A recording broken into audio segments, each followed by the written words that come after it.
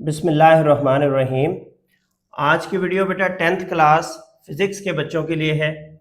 Chapter number 13 sound. इसके numericals को discuss किया जाएगा स्टेप बाय स्टेप। 13.1 से लेकर 13.6 तक तमाम 6 न्यूमेरिकल्स को डिस्कस किया जाएगा। न्यूमेरिकल है बेटा आपके पास 13.1। इसमें वो आपको कहता है एट अ पर्टिकुलर टेम्परेचर, एक ख़ास दर्जा हरारत पर, the speed of sound in air is 333 metre पर सेकेंड। के स्पीड v की वैल्यू कितनी दे दी है? 333 मीटर पर second. If the wavelength of a sound wave is 3 centimetre, अगर वेवलेंथ लैम्डा की वैल्यू 3 सेंटीमीटर हो, calculate the frequency of the sound wave. तो आपने फ्रीक्वेंसी f की वैल्यू निकालनी। अब इसके अंदर नोटिस करने की बात ये बेटा वेवलेंथ सेंटीमीटर में दी गई है, पहले आपको इसको कन्वर्ट करना है किसमें? मीटर में। इसके अलावा फ्रीक्वेंसी निकालने के लिए आप वेव इक्वेशन लगाएंगे v is equal to F lambda. उसके बाद एक और पार्ट है इसमें, is this frequency in the audible range of human ear, क्या इंसान इस फ्रीक्वेंसी को सुन सकता है? अब ये हम डिसाइड करेंगे जब इसका आंसर आएगा। ऑडिबल फ्रीक्वेंसी रेंज का मतलब क्या है इंसानी कान की, कि जो इंसानी कान सुन सकता है उसकी रेंज है 20 हर्ट्ज से लेकर 20 किलो हर्ट्ज तक। इसका बेटे हमने डाटा लिखा। स्पीड v की वैल्यू उसने दी है आपको 333 मीटर पर सेकेंड। वेवलेंथ लैम्डा की वैल्यू दी है 3 सेंटीमीटर। तो मैंने आपको बताया इसको आपने कन्वर्ट करना है किसमें? मीटर में। सेंटी का मतलब होता है 100वां हिस्सा। 100 से आप डिवाइड करेंगे तो ये किस में कन्वर्ट हो जाएगा? मीटर में। तो ये आ जाएगा 0.03 मीटर। ठीक है। अब फ्रीक्वेंसी f निकालनी है आपने। आपको पता है v is equal to F into lambda होता है। तो यहां से फ्रीक्वेंसी की वैल्यू क्या आ जाएगी? v divided by lambda. हम वैल्यू पुट करते हैं। v की वैल्यू आपके पास 333 है और लैम्डा की वैल्यू आपके पास आई है 0.03। हम इसको कैलकुलेटर में जरा निकाल के देख लेते हैं। 333 डिवाइडेड बाय 0.03, ये वैल्यू मेरे पास आ रही है 11,100 हर्ट्ज आ गया। अगर आप इसको किलो हर्ट्ज में करना चाहते हैं तो ये किलो हर्ट्ज में जब आप इसे 1000 से डिवाइड करेंगे, कैलकुलेटर पे 1000 से इसे डिवाइड कर दें तो ये आ जाता है बेटा आपके पास 11.1 किलो हर्ट्ज। अब आपके पास दूसरा पार्ट इस न्यूमेरिकल का क्या था कि क्या ये ऑडिबल फ्रीक्वेंसी रेंज में है ह्यूमन ईयर की? तो yes, Audible frequency range, yes it is in Audible frequency range of human year. ठीक है। अब चूंकि ह्यूमन ईयर की फ्रीक्वेंसी रेंज होती है 20 हर्ट्ज से लेकर 20 किलो हर्ट्ज, तो ये आ रही है 11.1 किलो हर्ट्ज, इसके दरमियान लाए करती है। इसलिए आप इसके दूसरे पार्ट का जवाब देंगे कि yes it is in the range of Audible frequency of humans. Numerical number है बेटा 13.2। इसमें वो आपको कहता है a clock Chimes 48 times in 1 minute, कि एक घड़ी है आपके पास वॉल क्लॉक, 1 मिनट के अंदर वो 48 बार टिक टिक टिक टिक कर रही है। ये जो घड़ी की एक स्पेसिफिक आवाज होती है ना, हर सेकंड के साथ टिक टिक करने की, इसको चाइमिंग कहते हैं। Next, calculate the frequency and period of the chyme. तो आपने उस आवाज की जो 1 मिनट में 48 बार आ रही है उसकी फ्रीक्वेंसी भी कैलकुलेट करनी है और उसका टाइम पीरियड भी कैलकुलेट करना है। 13.2 का बेटा गिवन डाटा लिखा हमने। टाइम कितना दिया हुआ था ऑब्जर्वेशन का? 1 मिनट। मिनट को हमने स्टैंडर्ड यूनिट में कन्वर्ट किया 60 सेकेंड में। Number of times a clock chyme in 1 minute 48 times है। आपने इसकी फ्रीक्वेंसी निकालनी है और आपने इसका टाइम पीरियड निकालना है। अब फ्रीक्वेंसी निकालनी हो बेटा जब number of times of vibration दी हुई हो, तो हम capital N number of times of body vibrate divided by time कर देते हैं। तो कैपिटल एन आपके पास यहाँ पर 48 है और टाइम टी की वैल्यू आपके पास क्या है? 60। तो आप अपने कैलकुलेटर पे 48 को डिवाइड करेंगे 60 से, आपके पास आंसर आ जाएगा 0.8।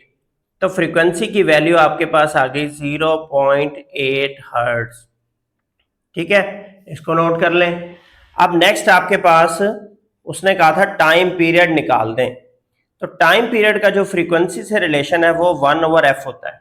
Time period is equal to 1/f। तो आप यहां पर 1/, फ्रीक्वेंसी की वैल्यू आपके पास आई है 0.8, ये फिल कर दें। जब आप 1 को डिवाइड करेंगे 0.8 से तो आपके पास आंसर आएगा 1.25। और टाइम पीरियड का यूनिट क्या होता है? यूनिट होता है बेटा इसका सेकेंड्स। ठीक है, 1.25 सेकेंड इसका क्या आ जाएगा? Time period. न्यूमेरिकल नंबर 13.3 है बेटा आपके पास। कहता है a car horn emits a sound with a wavelength of 0.5 metre. कि एक गाड़ी है जिसकी आवाज का जो हॉर्न की जो आवाज है उसकी वेवलेंथ है 0.5 मीटर। कहता है if the speed of sound in air is 340 metre पर सेकेंड। अगर उस आवाज की स्पीड 340 मीटर पर सेकेंड है तो आप उसकी फ्रीक्वेंसी निकाल के दें, frequency of the sound produced. 13.3 numerical का बेटे हमने डाटा बनाया। वेवलेंथ लैम्डा की वैल्यू क्या आ गई? 0.5 मीटर। स्पीड v की वैल्यू क्या आ गई? 340 मीटर पर सेकेंड। दोनों स्टैंडर्ड यूनिट में दिए हुए, कोई कन्वर्जन नहीं करनी। फ्रीक्वेंसी f की आपने वैल्यू कैलकुलेट करनी है। आपने लिखा we know that v is equal to F lambda. यहां से f की वैल्यू क्या आ गई? ये लैम्डा उधर जाके क्या हो जाएगा? Divide, v divided by lambda. Value replace कर दें, v की वैल्यू 340 और डिवाइडेड बाय लैम्डा की वैल्यू 0.5। 0.5 बेटा बेसिकली 1/2 होता है। ये 2 जब ऊपर जाके मल्टीप्लाई होगा तो ये हो जाएगा डबल, 680 हर्ट्ज। तो फ्रीक्वेंसी की वैल्यू आपकी साउंड प्रोड्यूस की कितनी आ गई? 680 हर्ट्ज। आप अपने कैलकुलेटर पे इसे कंफर्म कर लेंगे। न्यूमेरिकल नंबर है बेटा 13.4। कहता है a wave travels with a speed of 500 metre पर सेकेंड। तो उसने एक वेव की स्पीड दे दी 500 मीटर पर second v and has a wavelength of 2 metre. Wavelength lambda की वैल्यू दे दी 2 मीटर। कहता है calculate the time period of the wave. तो आपने टाइम पीरियड कैपिटल टी निकालना है। अब कैपिटल टी बराबर होता है बेटा 1/f। तो लिहाजा पहले आप फ्रीक्वेंसी निकालेंगे, फिर आप टाइम पीरियड निकालेंगे इसका। 13.4 न्यूमेरिकल का बेटे हमने डाटा बनाया। Speed of the wave 500 metre पर सेकेंड दी हुई है। वेव लेंथ लैम्डा की वैल्यू 2 मीटर दी हुई है। टाइम पीरियड कैलकुलेट करना है। अब मैंने हिंट के तौर पे आगे लिख दिया कि देखें टाइम पीरियड का रिलेशन फ्रीक्वेंसी के साथ होता है। तो टाइम पीरियड बराबर होता है 1/फ्रीक्वेंसी। पहले तो यहाँ फ्रीक्वेंसी नहीं है तो हम पहले वेव इक्वेशन की मदद से क्या निकालेंगे? Frequency. We know that v is equal to F lambda. f की वैल्यू क्या आ जाएगी? v divided by lambda. Value को रिप्लेस करें, v आया आपके पास 500 डिवाइडेड बाय लैम्डा आपके पास क्या था? 2। 2 से 500 को डिवाइड करेंगे क्या आ जाएगा? 250 हर्ट्ज आ जाएगा। अब पहला आइटम आपने निकाल लिया फ्रीक्वेंसी। फ्रीक्वेंसी की मदद से आप टाइम पीरियड निकालेंगे। Now time period is equal to frequency. तो आप वैल्यू रिप्लेस करें 1/250। अपने कैलकुलेटर पे 1 से डिवाइड करें 250 को तो ये आपके पास वैल्यू आती है 4 × 10⁻³ 4 × 10⁻³ सेकेंड। और अगर आप इसे पॉइंट्स में लिखना चाहते हैं तो 10⁻³ का मतलब कि पॉइंट को 3 हिस्से पीछे शिफ्ट कर दें, 1, 2 और 3। यहां पर आपका पॉइंट लग जाएगा। ये 0 सिर्फ प्लेस होल्डर है तो 0.004 सेकेंड भी आप इसको लिख सकते हैं जैसे आपकी बुक वाले ने लिखा है। न्यूमेरिकल नंबर 13.5, इसमें वो आपको कहता है बेटा a research boat sends a sound wave straight to the seabed. कि एक कश्ती है जो कुछ रिसर्च करने के लिए समंदर में गई है, वो आवाज की लहर फेंकती है समंदर की तह में and receives the echo 2 second later. और 2 सेकेंड के बाद उसको गूंज की आवाज सुनाई देती है। अब गूंज की जो आवाज सुनाई देती है ना बेटा, इसमें जाने की भी रास्ता होता है और आने का भी रास्ता होता है। जाने का भी टाइम होता है और आने का भी, वापसी का भी टाइम गिना जाता है। The speed of sound in sea water is 1600 metre पर सेकेंड। स्पीड ऑफ साउंड उसने बता दी, v की वैल्यू 1600 मीटर पर सेकेंड है। Find the depth of the sea at this position, तो यहां आपने समंदर की गहराई बतानी है, मतलब आपने फासला बताना है उसे। 13.5 न्यूमेरिकल का बेटे हमने डाटा बनाया। उसने आपको speed of the sound wave दी हुई थी, v is equal to 1600 metre पर सेकेंड, टाइम दिया हुआ था 2 सेकेंड। अब टाइम आपको मैंने बताया क्योंकि गूंज का जिक्र हो रहा है, एको का जिक्र हो रहा है, तो जाने का भी टाइम था और आने का भी। हमने चूंकि डिस्टेंस निकालना है और डिस्टेंस के फार्मूले में टाइम का इस्तेमाल होना है, s is equal to V into T, तो लिहाजा हमें तो एक साइड का टाइम चाहिए, फासला तो आप एक साइड से नापते हैं। तो वन साइड जर्नी का टाइम निकाला हमने, टी डैश रख दिया नाम उसका, टी बाई 2 किया, टी की वैल्यू 2 थी, 2 बाई 2 क्या आ गया 1 सेकेंड, तो हाफ निकल आया। अब आपको डेप्थ निकालनी थी, distance, S, S is equal to V into T bar लिख देते हैं क्योंकि हमने इसके टाइम का नाम टी बार रख दिया।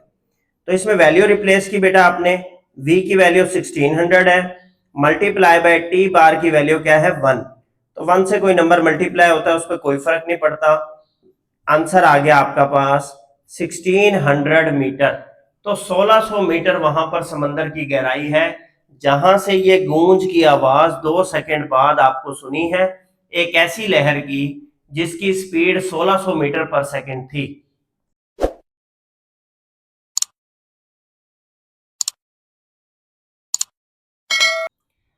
नेक्स्ट बेटा आपके पास 13.6 न्यूमेरिकल है। A person claps his hands near a mountain and hear the echo after 6 second, कि एक शख्स ने किसी पहाड़ी के करीब ताली बजाई है और गूंज की आवाज उसको 6 सेकंड के बाद सुनाई दे रही है, बिल्कुल एज इट इज जैसे पिछले न्यूमेरिकल में था। अब इस आवाज के सुनाई देने में जाने का टाइम भी है और आने का टाइम भी है। If the speed of sound is 343 metre पर सेकेंड, अगर साउंड वेव की स्पीड v की वैल्यू 343 मीटर पर सेकेंड है, what is the distance of the mountain from the person, तो कितना फासला है उस पहाड़ का उस शख्स से। 13.6 न्यूमेरिकल का बेटे हमने डाटा बनाया। टाइम t की वैल्यू कितनी है 6 सेकेंड, हमें एक साइड का टाइम निकालना है, वन साइड का जर्नी टाइम, तो t डैश उसका नाम रखा t बाई 2, 6 बाई 2 किया तो क्या आ गया हमारे पास 3 सेकेंड। अब speed of the sound wave आपकी कितनी थी 343 मीटर पर सेकेंड। डिस्टेंस आपने निकालना है उस पहाड़ी से, कितना फासला है उस शख्स का जो तालियां बजा रहा था। तो पहले आप फार्मूला लिखेंगे, s is equal to v into T bar, value replace करेंगे, v की value 343 multiply by T bar की वैल्यू आपकी क्या आई है 3, इसको आप मल्टीप्लाई करेंगे अपने कैलकुलेटर पे, 343 मल्टीप्लाई बाय 3, तो आपके पास आंसर आ रहा है 1029 मीटर। इसका मतलब है जिस शख्स ने तालियां बजाई थी उससे फासला कितना था पहाड़ी का 1029 मीटर। ये आपके बेटा न्यूमेरिकल चैप्टर 13 के कंप्लीट हो गए हैं। अगर आपका इसके बारे में कोई क्वेश्चन हो तो आप कमेंट सेक्शन में पूछ सकते हैं।